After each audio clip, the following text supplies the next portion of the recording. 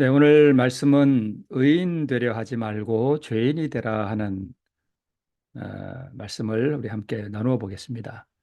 우리 지난번에도 보았듯이 로마서 1장 17절 복음에는 하나님의 의의가 나타나서 믿음으로 믿음에 이르게 하나니 기록된 바 오직 의인은 믿음으로 말미암아 살리라 함과 같으니라 하는 말씀이 있습니다. 아, 이 믿음으로 믿음에 이르게 한다 할 때 이 믿음으로는 우리의 갈망 또 선택 자아 포기, 순종, 이 모든 것들을 다 포함하는 말이고요. 이 앞에 있는 믿음으로 할 때 이 믿음은 우리 예수님께서 성령을 통하여 우리의 마음을 이끌어 가시는 그러한 과정으로서의 믿음을 말하는 것이고요. 뒤에 나오는 믿음은 우리가 구원을 얻은 다음에 오는 믿음입니다. 이 믿음은 믿어지는 믿음이고요. 왜냐하면 자기 몸에 일어나는 그 변화를 보았거든요. 만져봤고 들어봤고 하기 때문에 부정할 수 없는 확증된 그러한 믿음에 이르게 되는 그 믿음을 말하는 것입니다. 이 믿음은 예수의 믿음으로써 우리 구원과 함께 하나님께서 우리에게 주시는 선물의 믿음임을 시간 전에도 함께 우리가 나눠보았습니다. 자, 앞에 있는 이 믿음으로는 예수님께서 성령을 통하여 우리에게 주시는 믿음이고요. 이 믿음으로 우리가 성령의 이끌림을 받을 때에 우리 자신의 죄된 상태에 대한 거룩한 슬픔도 우리 하나님께서 우리에게 주십니다. 그리고 동시에 또 그리스도의 그 성품, 또 그리스도의 그 자비하심, 사랑에 대한 갈망을 우리에게 함께 주십니다. 이것이 믿음으로입니다. 그래서 이 믿음으로는 자신을 포기하고 예수님께로 걸어가는 그러한 믿음의 행위를 동반하는 그러한 하나의 과정임을 우리가 알 수 있습니다. 우리가 이 믿음은 갈망이라고 볼 수 있는데 구원받기 전과 구원받은 후의 갈망이 약간 다른데 우리 앞에서 구원을 향하여 가는 믿음으로의 그 믿음은 구원과 의를 향한 갈망이고요. 구원받고 싶은 또는 치유받고 싶은 그러한 갈망이고요. 그다음에 구원받고 난 다음에 이르러 온 그 믿음에 이르렀을 때는 어, 사랑에 중독된 갈망입니다. 그 사랑을 한번 맛보았기 때문에 그 의의 그 깊은 맛을 봤기 때문에 거기에 중독되어서 그것을 더 받고 싶은 그러한 갈망이 일어나게 되어 있습니다. 그래서 그리스도인에게 있어서 이 갈망의 유무는 내가 지금 하나님과 동행하는 바른 관계 속에 있는지 그렇지 않은지를 가름할 수 있는 하나의 척도로 볼 수도 있습니다. 그래서 우리가 찬송가에도 보았듯이 내 일생 소원은 늘 찬송하면서 주께 더 나가기 원합니다라는 찬송 가사가 있습니다.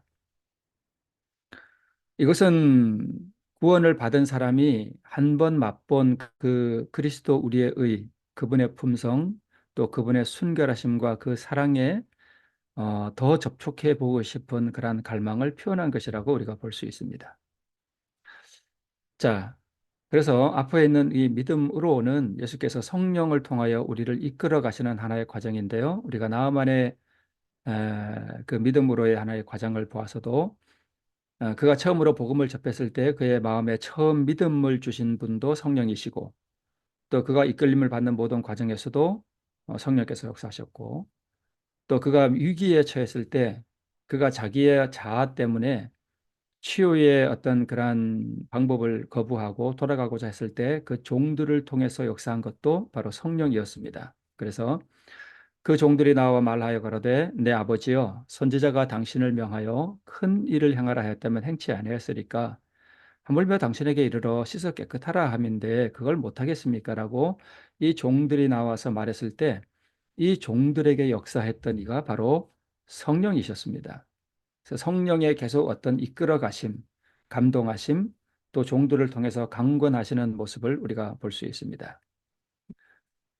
너는 가서 요단강에 몸을 7번 씻으라라고 하는 이 엘리사의 요청은 앞에서도 보았듯이 믿음으로 말미암는 의를 상징하는 것이고 하나님께서 은혜로 준비해 주신 그 의, 그 치유를 얻기 위해서 인간이 해야 하는 그러한 일을 우리에게 상징하는 것입니다.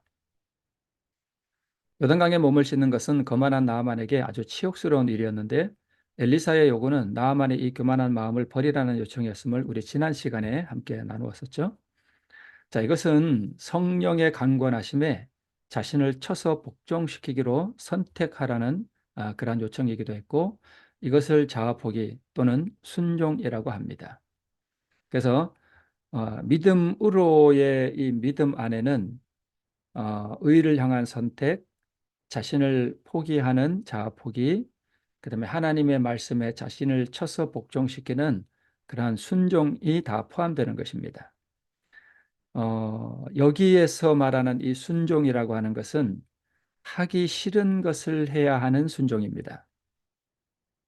여기서의 순종은 즐겨 순종하는 것보다는 내 본성이 거부하는 것을, 내 죄된 본성이 거부하는 것을 거부하고 하나님의 말씀에 자신을 쳐서 복종시키기로 선택하는 그 순종을 말하는 것입니다.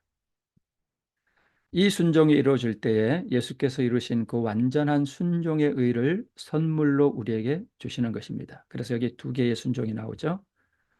이 순종이 이루어질 때에 예수께서 이루신 그 완전한 순종을 선물로 우리에게 주신다는 것은 이 앞에 있는 순종이 바로 믿음을 말하는 것인데 이것이 자아를 포기하는 것이고 이것이 의를 또 예수님 쪽으로 선택하는 것이고 이것은 의를 얻기 위한 믿음의 행위를 다 포함하는 것인데요.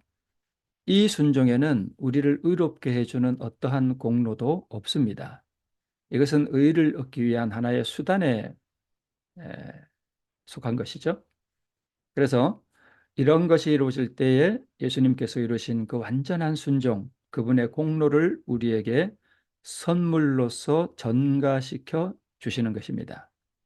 이 예수님의 순종이 우리를 의롭게 해 주시는 것입니다. 그래서 아버지 하나님께서 우리를 보실 때에 우리의 어떤 행한 행위를 보시는 것이 아니라 예수께서 이루신 그 완전한 공로의 그 순종을 우리가 가지고 있느냐, 그렇지 않은가를 보는 것입니다. 그래서 믿음으로 말미암는 칭의라고 하는 것은 그것은 인간의 영광을 티끌 속에 내던지고 인간이 스스로의 힘으로는 할 수 없는 것을 인간을 위해 행하시는 하나님의 역사를 바라보는 것입니다. 자, 오늘 예수께서 이 땅에 오셨을 때에 예루살렘 갈릴리 호숫가에서 말씀을 가르치고 계셨습니다. 이때 한 문둥병자가 예수께 와서 꿇어 엎드려 간구하여 주님께 요청을 드립니다. 뭐라고 말하는가 하면 원하시면 저를 깨끗게 하실 수 있나이다라고 말합니다. 열왕기하 5장에서 문둥병자 나아만이 엘리사 앞에 나옵니다. 오랜 세월 후에 똑같은 한 문둥병자가 예수 앞에 나옵니다. 자, 로마서 1장 17절을 이번에는 이 한 문둥병자에게 적용시켜 보겠습니다. 복음에는 하나님의 의가 나타나서 믿음으로 믿음에 이르게 한다라고 우리 믿음으로 말미암는 의를 말하는 로마서에서 말하고 있습니다. 그러면 나아만에게는 복음이 엘리사였는데요. 이 한 문둥병자에게 있어서 복음은 그리스도이셨습니다. 그리고 복음에는 항상 하나님의 의가 나타나야 합니다. 한 문둥병자에게 나타난 복음, 이 문둥병자에게 나타난 이 하나님의 의가 무엇인가 하면 병자와 또 죄에 눌린 모든 사람들을 치유하시고 고쳐주시는 예수님의 성품에 대한 소문을 이 한 문둥병자가 듣게 됩니다. 그러니까 이 하나님의 의라고 하는 것은 하나님의 성품입니다. 그분의 자비하심과 보통 우리 헤세드라고 많이 표현하죠. 그분의 선하심, 그분의 순결하심, 우리를 불쌍히 여기시는 하나님의 그 모든 긍휼히 여기심, 이 모든 것들이 다 하나님의 의 속에 나타나고 있습니다. 이 한 문둥병자가 갈릴리 바닷가에서 말씀을 가르치실 때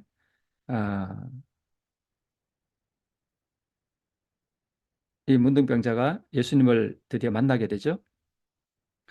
그래서 이 복음에 하나님의 성품과 그분의 의가 드러나게 되면 그 의에 접촉해 보고 싶은 그 갈망이 나타나게 됩니다. 이 갈망을 바로 믿음이라고 표현합니다.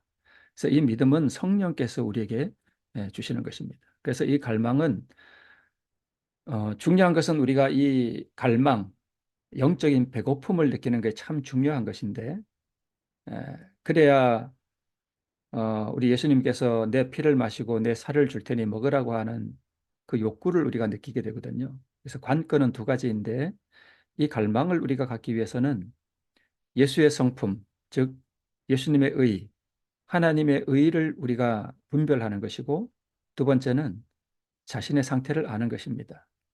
이 두 가지 관건이 우리에게 이루어질 때 우리의 마음속에는 반드시 갈망이라고 하는 믿음이 생기게 되어 있습니다. 하나님께서 우리에게 이것을 주시죠. 자, 여기 나아만이라고 하는 한 문둥병자와 또 오랜 세월 후에 갈릴리 바닷가에 살던 한 문둥병자 이야기가 동시에 지금 나오고 있습니다. 나아만은 한 소녀로부터 한 문둥병자는 풍문을 듣습니다. 예수라고 하는 분이 있는데 그분이 참으로 사람들을 불쌍히 여기시고 고쳐주신다라고 하는 한 풍문을 들었습니다. 이것이 복음이죠. 나아만은 이 소녀로부터 그 이야기를 듣고 그의 마음속에 믿음과 갈망이 일어났고 한 문둥병자는 예수에 대한 그러한 풍문을 들었을 때 그의 마음속에 믿음이 솟아나기 시작했고 또 의심과 믿음 사이를 그가 왔다 갔다 하다가 드디어 그가 예수를 만나기로 결심하고 선택을 하게 되죠. 그래서 문둥병자는 그 당시에 이 정상적인 사람들이 사는 곳에 함부로 오면 죽을 수도 있습니다. 그래서 죽으면 죽으리라고 하는 큰 결심을 가지고 그 예수를 만나기 위해서 드디어 걸음을 옮기기 시작합니다. 나만도 마찬가지죠. 그러나 나아만은 문둥병자와 달리 믿음의 시험이라고 하는 한 과정을 거치게 됩니다. 반면에 이 한 문둥병자는 예수님을 만나기 위해서 그가 선택하고 결심하고 그가 걸음을 옮길 때마다 그의 믿음이 점점 강화되어 나갑니다. 한 문둥병자는 나아만이 겪었던 이 믿음의 시험이라고 하는 이 과정을 거치지 아니하고 그는 바로 예수님을 만나러 가고 또 믿음의 어떤 진보를 이루는 그러한 경험 속으로 나가게 됩니다. 이 한 문둥병자가 멀찍이 바닷가에서 가르치시는 예수님을 바라보고 이 예수님이 병자들을 고치시는 모습을 보면서 그는 걸음을 점점 더 가까이 나갈 때 저런 분이라면 나를 고쳐줄 수 있으리라고 하는 그러한 믿음이 점점 자라나게 됩니다. 그래서 이 한 문둥병자가 예수님께로 점점 나아가는 이 과정이 나아만에게 있어서는 요단강에 7번 들어가는 그러한 경험과 같다라고 볼 수 있습니다. 그래서 나아만은 요단강에 들어가면 들어갈수록 치유에 대한 그의 믿음이 점점 강화되고 커져갔다는 것을 알 수 있습니다.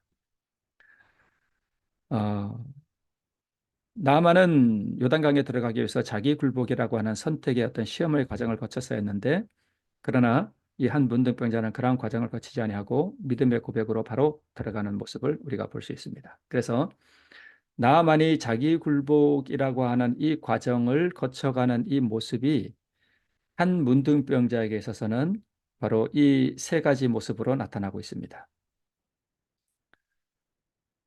어, 한 문둥병자가 예수님께 나와서 참으로 절박한 심령으로 원하시면 저를 깨끗게 하실 수 있나이다라고 고백했던 그 고백이 바로 나아만이 7번째 요단강에 들어갈 때 그가 얼마나 하나님 앞에 간절한 열망을 가지고 부르짖었을까 하는 것을 우리가 대조해 보면 알 수 있습니다.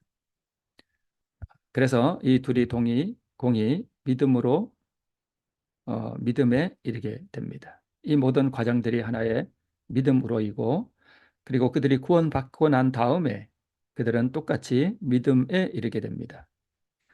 치유하시는 놀라운 예수님의 그 능력을 보았기 때문이죠. 그런데 이 나아만은 사실 그 열왕기하 5장에 보면 존귀한 자였고 큰 용사라고 있으나 한 문둥병자는 사실 소외된 사람이었고요. 나아만은 명예가 있었고 종들이 많이 따라다니는 그러한 사람이었으나 한 문둥병자는 멸시받는 사람이었습니다. 나아만은 부자였습니다. 그러나 한 문둥병자는 아주 가난한 사람이었습니다. 그는 가난한 심령을 가지고 있었습니다. 그래서 나아만은 엘리사에게 나올 때 아주 거만한 마음으로 나왔던 것입니다.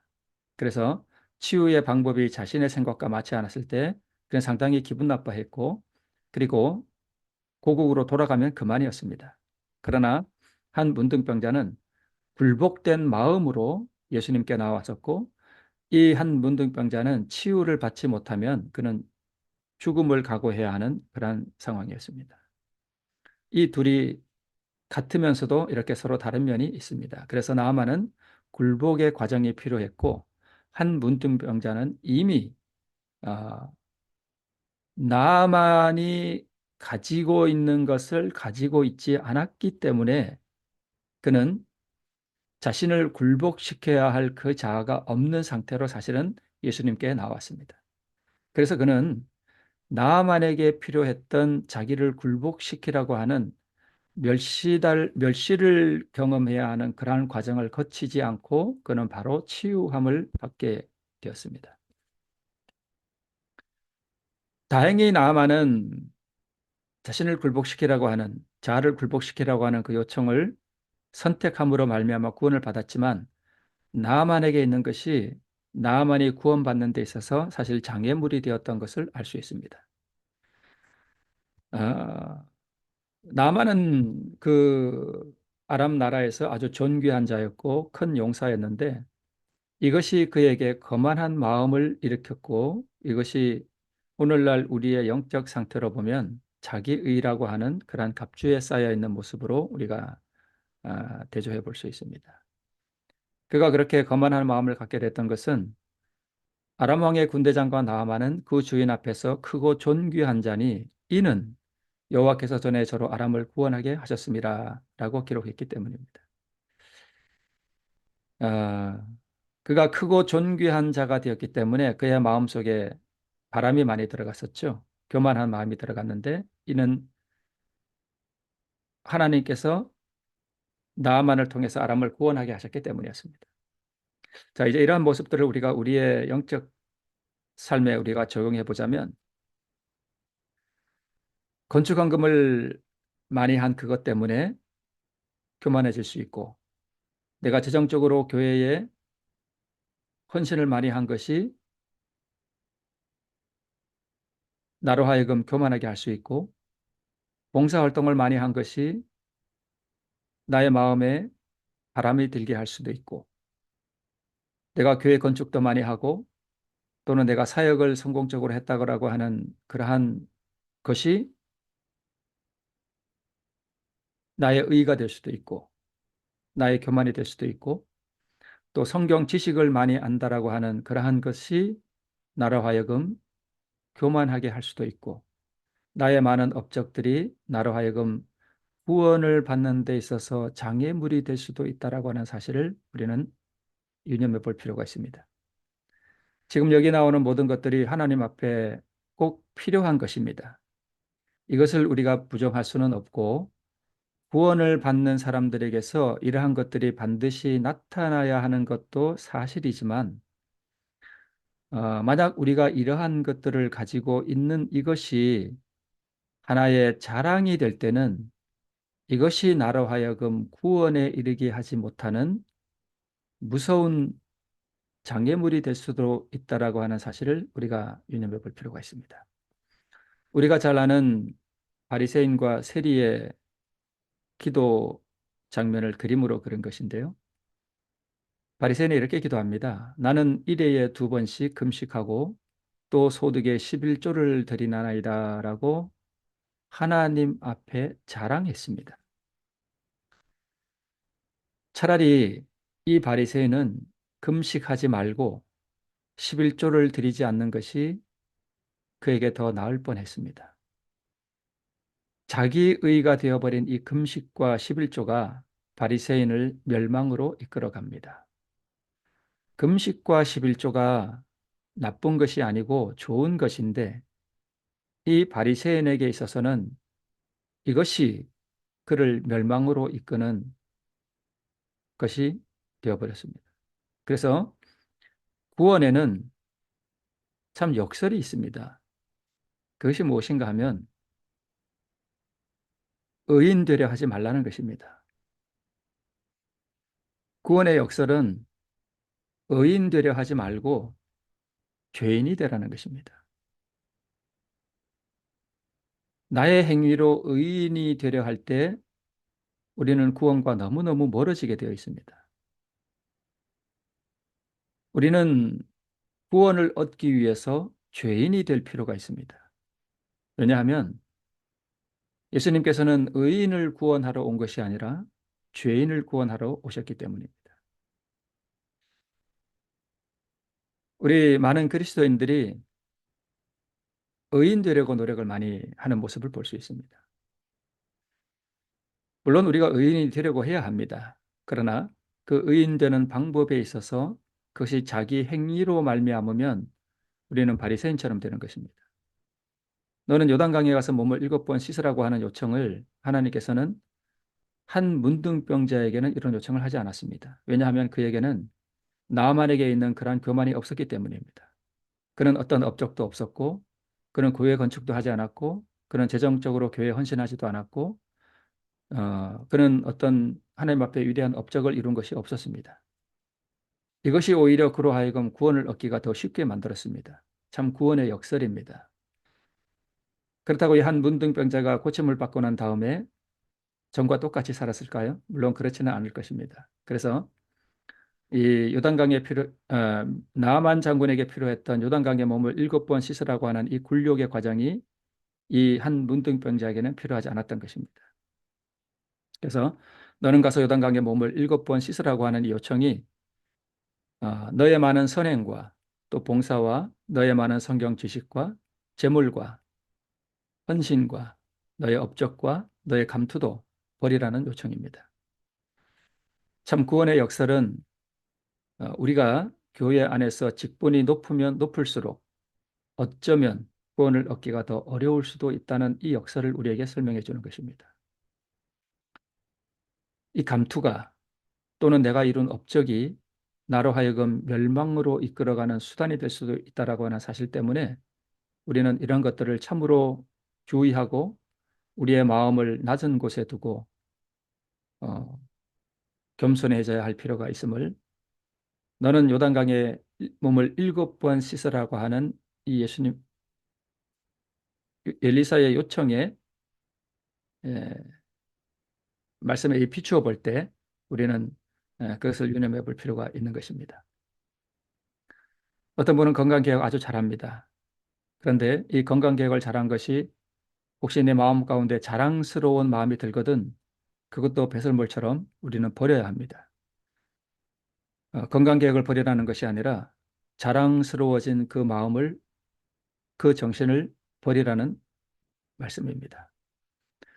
은혜 아니면 내가 아무것도 아님을 깨달을 때야 우리는 구원의 시작을 볼 수가 있습니다. 나는 전도를 잘하는데 전도 못하는 다른 사람이 업수히 여겨질 때 나의 전도 잘하는 그것이 나를 멸망시키고 있다는 사실을 우리는 유념할 필요가 있는 것입니다. 새벽기도 안 하는 다른 교인이 한심하다는 생각이 들면 차라리 새벽기도 하지 않는 것이 더 낫습니다. 이것은 사실입니다. 그렇다고 새벽기도 하지 말라는 말씀은 아니지만 내가 새벽기도를 열심히 하는 그 새벽기도가 나의 어떤 행위가 될 때 그것이 나를 지옥으로 끌고 갑니다. 이것이 구원의 역설입니다. 나의 많은 헌신과 나의 많은 수고와 나의 많은 봉사가 구원받은 사람들에게서 반드시 나타나는 것이기는 하지만, 그러나 내가 구원받은 다음에 나타나는 그 헌신과 수고와 봉사까지라도 구원의 공로가 되지는 못합니다. 그래서 나의 많은 헌신과 수고와 봉사까지라도 우리는 티끌 가운데 던지지 않으면 우리는 결코 의의 진보를 경험할 수가 없게 되는 것입니다. 나만에게 있는 것이 그에게 장애물이 되었습니다. 다행히 그는 그것을 뛰어넘었지만 부자 법관은 그것을 뛰어넘지 못했습니다. 그는 존귀한 자가 되었고 큰 용사가 되었던 것이 오히려 그에게 거만한 마음을 불러일으켰고 그가 은 10달란트와 금 6천 세겔과 의복 10벌을 가지고 올 만큼 그가 가지고 있는 그 재물이 구원의 보상으로서 그는 그것을 내려 했습니다. 물론 나아만은 이 구원에 대한 개념을 잘 몰랐기 때문에 하나님께서 그것을 간합해 주셨지만 그러나 그것이 우리에게 구원의 근거가 될 수는 없었던 것입니다. 게하시가 어, 엘리사가 거절한 이 선물을 뒤쫓아가서 받아왔죠. 그것을 게하시가 받아왔던 것은 무엇을 의미하는가 하면 믿음으로 말미암는 의를 훼손한 사건이었습니다. 인간의 공로가 아닌 은혜로 구원을 주시는 그리스도의 성품을 게하시가 훼손해 버린 것입니다. 그래서 나아만에게 있던 문둥병이 게하시에게로 옮겨갔던 것입니다. 에스겔 28장에 보면 내가 아름다움으로 마음이 교만하였으며 내가 영화로움으로 내 지혜를 더럽혔다라고 하나님께서 루스벨에게 선언하셨습니다. 루스벨이 마음이 교만했던 것은 그가 아름다웠기 때문입니다. 하나님께서 그에게 아름다움을 주신 것이 잘못이 아니지만 그 아름다움을 오용함으로 말미암아 그의 마음이 교만해졌습니다. 하나님께서 그를 영화의 관으로 씌우신 것이 잘못은 아니지만 그가 자기에게 있는 그 영화의 관을 오용함으로 말미암아 그 지혜를 더럽혀 버렸습니다. 루스벨은 그가 가지고 있었던 것 때문에 망해버렸습니다. 하나님께서 주신 특별한 은총, 그 아름다움과 지혜가 루스벨 자신을 타락시키는 매개물이 되었던 것입니다. 다윗의 아들이었던 압살롬은 사무엘하에 보면 압살롬같이 아름다움으로 크게 칭찬받는 자가 없었다라고 말씀하고 있고 발바닥에서부터 정수리까지 흠이 없었다라고 기록하고 있습니다. 그가 머리털이 무거움으로 연말마다 깎았다라고 기록하고 있는데요. 왕의 저울, 왕의 세겔로 200세겔이었는데 약 2.6kg 정도 됩니다. 엄청난 것입니다. 그의 아름다운 용모, 그의 길게 자란 아름다운 머리털을 이것이 그를 멸망시켜 버렸습니다. 압살롬이 노새를 탔는데 그 노새가 큰 상수리 나무 번성한 가지 아래로 지날 때에 압살롬의 머리털이 그 상수리 나무에 걸렸다라고 그가 반역을 하고 그 아버지와 전쟁을 벌일 때 있었던 사건이죠. 결국 그의 아름다운 머리털이 그를 멸망으로 이끌어갔습니다. 하마터면 나아만은 그가 가지고 있는 그것 때문에 그의 명예와 그가 존귀함을 받았던 것 때문에 그의 재물 때문에 그는 마음이 교만해졌었고 그것 때문에 하마터면 그는 구원을 잃어버릴 뻔했습니다. 죄인은 가진 것이 많으면 많을수록 그 가진 것으로 멸망하기가 쉽습니다. 그래서 우리는 내가 아니요 오직 은혜임을 매일마다 점검할 필요가 있습니다. 가진 것으로 망하고 배운 것으로 무익한 인생이 되고 아는 것으로 멸망에 이를 수 있고 내가 이룬 업적 때문에 패망할 수도 있기 때문에 내가 가진 것과 내가 배운 것과 내가 아는 것과 내가 이룬 모든 업적들도 그리스도의 불타는 번제단 위에 올려질 때 그것이 나를 살리는 것이 될 수 있습니다. 이 상태가 된 것이 바로 한 문둥병자의 경험이었습니다. 그는 자기가 아무것도 가진 것이 없고 그가 이룬 업적도 없고 그는 오직 은혜에 의지해서 예수님께 나와서 치유하시는 그리스도의 그 능력에 의지했습니다. 마음이 겸손했었죠. 네, 이것이 나아만과 다른 한 문둥병자의 믿음이었습니다. 오늘 이 하루 다시 한번 내가 가진 것 때문에 내 마음이 교만하지 않은가? 나는 정말 하나님 앞에 겸비한 마음을 가지고 있는가? 나는 그러한 마음으로 그리스도의 의를 사모하는가? 치유하시는 예수님의 성품에 더 가까이 다가가고자 하는 그러한 갈망을 내가 오늘 가지고 있는가 하는 것을 우리는 점검해 볼 필요가 있습니다. 오늘 내가 이룬 것, 내가 잘하고 있는 것이 나를 패망으로 이끌 수 있다라고 하는 이 구원의 역사를 우리가 다시 한번 바라보면서 오늘도 다시 한번 나는 아무것도 아니요 오직 은혜가 전부라고 하는 그러한 마음으로 이 하루를 다시 한번 살아가는 우리 모두가 되기를 바라면서 오늘 시간을 마치겠습니다. 기도하겠습니다. 아버지 하나님, 우리 죄인은 가지고 배우고 이룬 업적이 많을수록 그것이 나를 멸망시킬 수 있는 악의 도구가 될 수 있음을 고백하오니 또 그것이 우리를 멸망으로 이끌 수 있는 도구가 될 수 있기 때문에 오늘 이 모든 것들을 주님의 불타는 그 번제단 위에 던져버리기를 원하오니 아버지 우리를 겸비한 마음으로 이끌어 주시고 또 내가 아무것도 아니요 오직 은혜만이 전부임을 고백하는 이 하루가 될 수 있도록 우리를 인도해 주시기를 기도드립니다. 그럴 때 오직 우리를 불쌍히 여겨서 우리 구주께서 이 땅에 오셔서 이루신 그 의를 선물로 우리에게 전가시켜 주실 수 있는 그런 마음 상태로 겸손하게 주님 앞에 나아가 무릎 꿇는 우리 모두가 될 수 있도록 우리에게 복 주시고 또 주의 영으로 우리를 인도해 주시기를 우리 구주 예수님의 이름으로 기도합니다.